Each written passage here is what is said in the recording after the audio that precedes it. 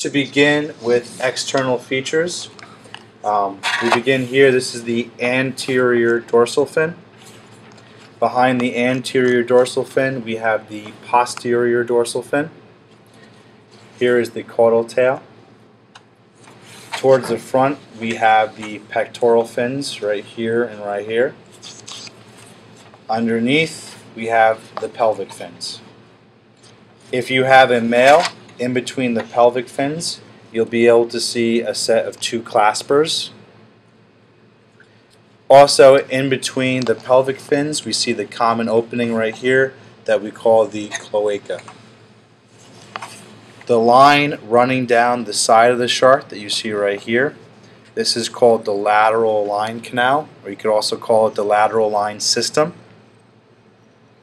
The line running down the ventral surface, which we cut down, that's going to divide the shark into a right and a left half, is called the linea alba.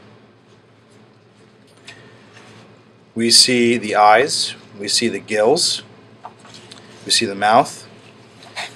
Towards the mouth, we see the external nares that are made up of two holes that allow the sharks to smell materials in the water.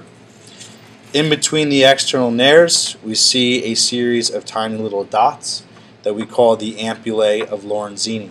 These tiny dots are going to help the sharks to detect electrical signals within the water.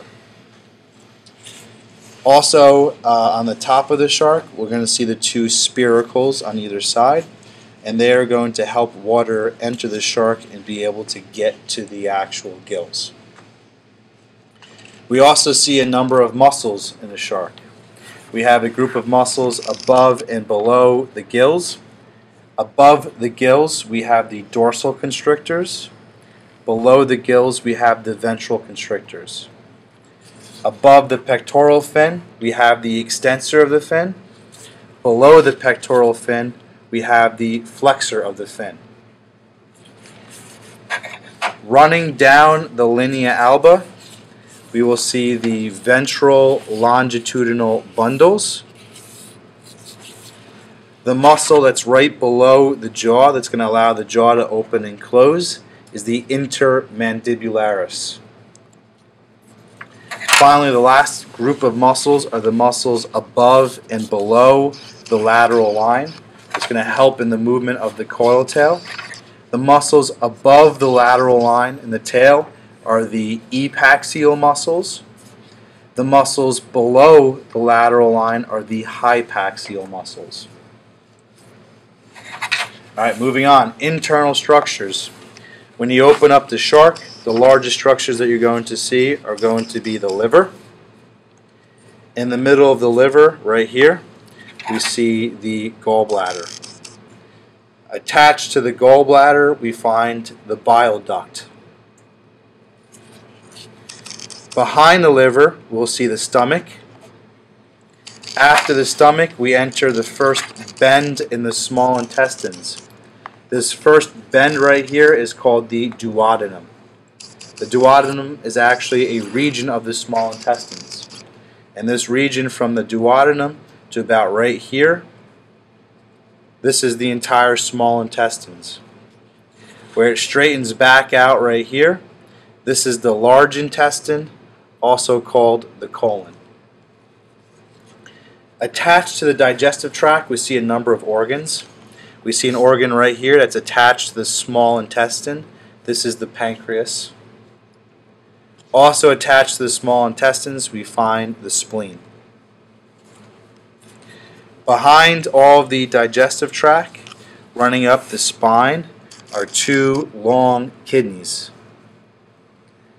If you follow the kidneys all the way down to the cloaca, you'll be able to find the rectal gland.